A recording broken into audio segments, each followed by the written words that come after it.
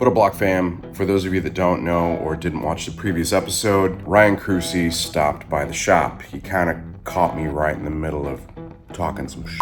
Yo, I just saw that Kruesi got one of those 24 Harley Davidson baggers, man. He didn't get a roguelite, did he? They do some dope shit, so I wonder what they're gonna do. I don't know what he's gonna do, but whatever it is, ours is gonna be better. Whoa, whoa, whoa, you guys talking shit?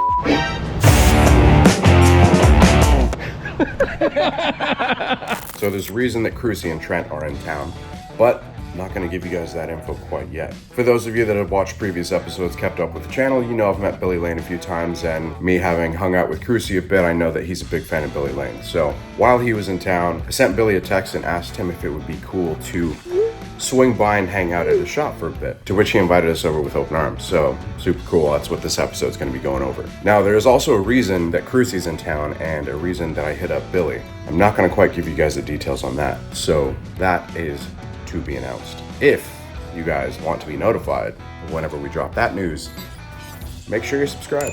Hit the bell icon also, so it sends you notifications of future uploads.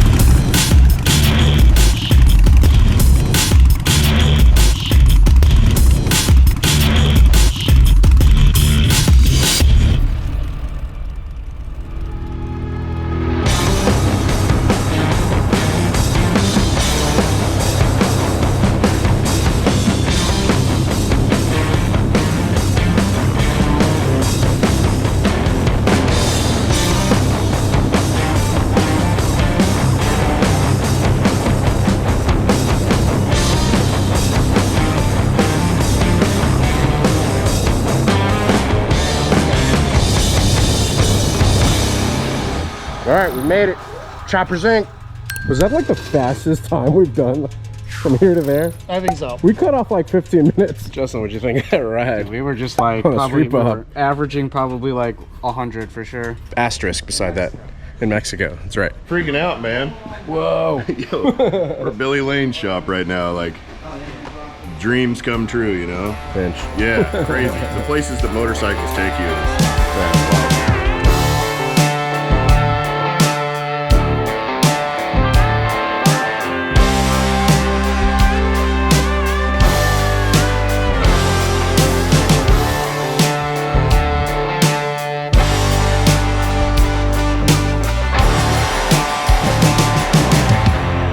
He's famous for building knucklehead drag engines and rebuilding knuckles. He's in like Greenville, South Carolina, but he's 91, still working. He told me, he said, Billy, quit trying to get caught up. I'm 91 and I'm not caught up yet. We went a whole year, no customers. We're like, we're gonna do everything in the shop, every project, and we're not doing shit. I'm still behind. I haven't taken a customer in 3 years. My problem is that I had all these projects. I bought stuff in the 90s, and I'm like, these would be my old man projects. And what happened is I got old, you know, so now I'm here doing my old man projects, and so I have so much personal stuff I want to get done. Yeah. In racing, yeah. Racing. Like, I mean, literally, I got to fix this, make sure that's ready for him to race. You know, Jake races that, so I make sure it's ready for him. Usually a week on that. Every time he races, it takes me a week to get it ready. Jake Smith races that for me, and he's going to race my board track bike. I don't deserve to be on the seat. When you see how this dude rides, he's unbelievable. Unbelievable, man. He's going in that in the 90s in the straightaway, and in the high 70s in the turns. Check out the brakes on it though. There is none, is there? Yeah, no, there's no brakes. Man. It's only made to do a lot one. of modern stuff, like the hubs, the wheels, the front end. With the Springer and the steel hubs, they're 400 pounds. So I've shaved 50 pounds off that bike. And then I got ceramic bearings in the wheels, you know, just everything I could do to it to make it lighter and faster. If you want a checkered flag in your hand, you know, you almost have to do what I did with that. I mean, the engine, you know, the engine's a big part of it, but, you know, the weight makes a big difference. You know that horsepower is weight. What do you do with no brakes if you get in a situation? The track's got really good banking. You know, you'll go down to the bottom of the track and turn up the banking and, you know, downshift and slow yourself down. That banking will slow you down real quick. At the speeds we're running them, if you just need a roll stop, almost a half a mile, which is a full track length. Really? Yeah, but that's, you know, that's how they race flat track forever, was with no brakes. I mean, they slowed them down literally by sliding them. Man, how old were you when you were doing biker build-off back in the glory days? So that was like 2001 to 2006, so I was 31 to 36. I watched that probably 400 times, just on the TiVo over and over and over again, and that's what pushed me to get in the whole industry and everything. I was just trying to help my business. I never thought it would become what it became. We had no idea, you know. I mean, I think Jesse probably knew more than anybody that it would have that effect with him, but we didn't have any idea, you know, this many years, 20 years down the road, that be a thing of the past. But people say all the time, man, I was 15 watching that, now I'm 35, you know, and they're my customers and a lot of my friends and people that I, you know, work with in the bike industry or encounter in the bike industry. So it's really cool. I was like 21 and it had a huge impact on my life. You know, I was watching you and Jesse, like I was like, I'm gonna be that right there. I'm gonna do that, and then I did it, and then I became good friends with Jesse. Oh, I was with him till the end, you know, and it's just wild where motorcycles can take you. And the fact that I'm standing here right now today is freaking me out. I got started doing this in the 80s. Really? Man, in the late 80s, and there was nothing, you know. I mean, like back then, it just, you never would have ever thought. Like, I didn't get into it for money or fame because those things didn't exist. It was like, this is what I want to do. Yeah. And then my timing was impeccable. You know, I mean, I couldn't have asked for better timing, because what happened the last 20 years ago probably won't ever happen again. I mean, yeah, we can wish and hope for it, but that was definitely like the rock star. When that came along, I was already in the parts industry. I was making really good money making parts, and I was really well known in the bike magazines. So I was already really well equipped for that marketing to come along and make money. A lot of the people that were doing it, you know, they didn't pay you, so they couldn't make any money. They became famous, sort of, and they had a demand on their time with no way to monetize it, which is the worst situation to be in. Everybody wants your time, everybody knows you, and you can't make it done. So whereas with me, that happened, and we were, you know, I was crushing it. And I learned that from Arlen Ness. Arlen Ness taught me that, you know, like before all that came along, I'm like, I want to make money in the parts business. I looked at him and like Rick Doss. You know, remember Rick Doss? I don't know if you like Rick Doss and some of these guys were really killing it in the parts business. Talk to them and figure out how to make money in the parts business, because I never thought TV wasn't even on the radar. And this, you know, internet wasn't on the radar. I wouldn't be standing here in Florida right now if you weren't on Biker Build Off. So there's that. You have a retirement plan of vintage Harley Davidson. This isn't all of it. I have just that motor bench alone over there. Oh yeah. And then we're going to our track in Tennessee. I've been buying like crazy right now because nobody has any money and everybody's selling. So I'm picking up 6 engines in Tennessee when I go to my race. 6 old engines. And 2 29s, a 28, a 21, a 36, and a 1919 motor. Oh yeah. I'll build bikes at all of them. Yeah. All of them. We call it investing in precious metal. I have all this stuff. I have bins of old parts here, and I'm like, I can't throw this out. As soon as I'm going to need this, you know. And every time we have garbage, every time we have a race, we all know it. There'll be a guy like, oh man, I broke this, and I can't race, and what happened? I broke this, and you're never going to find one. I got 3 of them down at my shop. Yep. I'll run down and grab one. You know, and Pays to have hoarder friends. Yeah. So these things were made, you know, they were farmers. I mean, it's farm technology, so they were made just to run forever.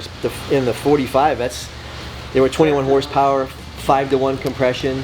They'll run forever. Just keep oil in it, you know. I'm doing a long series on the J model, basically the first Harley Davidson engines. Like the Knucklehead. We used to ride Knuckleheads because that's all we could afford. Nobody wanted them because before the internet, there was no information sharing. Nobody knew how to make them run and keep them running, keep oil in it. You know, once some books came out and the internet came out, everybody knew how to make them run, and they, you know, obviously are insanely valued now.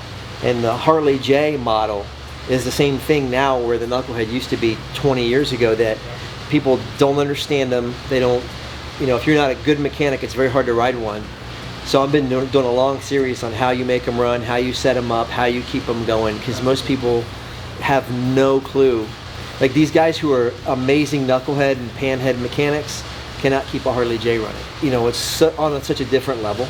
Yeah. Which is kind of cool, you know. I mean, I have a few of the old service manuals. I mean, it's like a pamphlet. It's not even a manual. It just kind of tells you the general basics of how to keep one running. But I think it was just from person to person teaching, you know, really. Ride one when it breaks. And Willie talks about it in the book. When they're early on, they were bringing on dealers, and they did a lot of dealer education, dealer training. Really? And then a part of it was in World War II. They trained like 100,000 Harley mechanics, because all the soldiers that were riding them in the war had to know how to work on them. Definitely through the Evo and through the twin cam era, the DNA is really the same all the way through these. I mean, a 45-degree twin, the firing sequence, you know, they learned how to make them leak oil, seal oil better, breathe better, like seal the intakes better, and do a few things. But generally speaking, the DNA is still there. Yeah. All the way through. They got easier to work on. At least the 2 cam. I mean, the Evo, like, to me, the Evo's still VMA. the best. You know, like I think Evos are just unbelievable. It's the last real mechanics motor. Yeah. Like you still got to be a real mechanic. You got to have some machining tools to work on that. Evo? Yeah. 'Cause you still got to line bore bushings and everything. You know, like the twin cam, it's just you can close your eyes and slap one of those things together. Yeah. Easiest thing ever made, but the Evo was a mechanics motor for sure. I know you guys probably want them. These are Indy Larry. I bought a bunch of stuff and they sent these to me, and I'm not. My ST, I have, you know, all the stock stuff. I'm not into that height. You guys want these for ripping wheelies or? Yeah. A killer, right? Yeah. I just won't use them. I was going to machine them. Wow. Reflection of it. You gotta be kidding, man. Thank you. That's a You need a tissue? hard. Wow, maybe. Yeah, just about. I am. Look at the moisture in there. It's hot in here. Leave me alone. It's fucking hot. Did you hear his inflection when he said, yeah? These are sick. Those are sick, yeah. He sent them to me. I was going to cut them down, put them on the race bike, but Dude, Oh, yeah, those are badass. those are rad. start stunt riding because you ain't going to work on Monday if you're going to the lot on Sunday for the first time. You ever rode a pit bike like a 110? That's where you learn at. That's the Oh, like a funnest Grom thing. and stuff, yeah. Yeah, even the Grom's like step 2. You want to start with a 110 with a street tire on the back and learn on that because it's going to hurt you, but not as violently. Right. And then once you've got that dialed, then you go to like a Grom or a Monkey, and then you go to a Harley Davidson. Mm-hmm. A lot of guys are buying Harleys. Like, well, I'm going to learn how to ride wheelies on this. I'm like, no, you're not. You're going to start on that little dude over there. And a lot of them got too much pride to start on that little dude over there, so Yeah. then the big guy hurts you. You make it look easy, and that's the thing. And they think people think, oh, everybody's doing it. How hard can it be? It's really, hard. Yeah. Yeah. It took me 6 years to scrape my fender. Yeah. 6 years of riding a lot before I finally figured out. And then it was, you know, months on a pit bike. I finally got on the pit bike and learned, and then I could scrape fender and do all that stuff. But I've also been doing it for 15 plus years. Yeah. You know, it looks easy, but I also get hurt still. Yeah.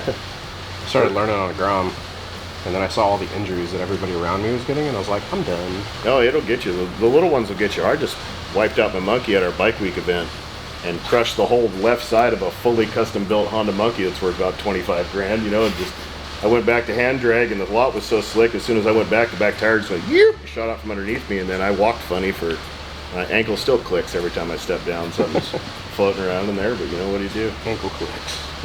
Pre-installed. Ankle clicks. Yeah, I need a new Lego foot or something. Kruesi's about to buy a panhead. God, it just, that would be, I'd probably put that in my bedroom or something. Just, Right in the living room? oh yeah, just, oh, wife would love that. Like if I sold, Right under you the know, staircase, dude. Yeah. If I sold something huge money, I'd probably buy it myself. Already. I thought about it when he first told me he wanted to sell. I thought about buying it. All right, so this has been us hanging out. Choppers Inc. with Billy Lane and Kruesi. Absolute gem of a location here. Like hearing the stories behind the bikes has just been incredible. And really appreciate your time, man. We are going to continue another episode with big announcements, and we're going to ask the Godfather here for some tips and tricks. Stay tuned for that one. Hope you guys enjoyed this one, though. If you did, hit the like, comment, subscribe. Blockheadmoto.com. Appreciate you guys watching. On your Ride mind. safe, stay patrol. Peace.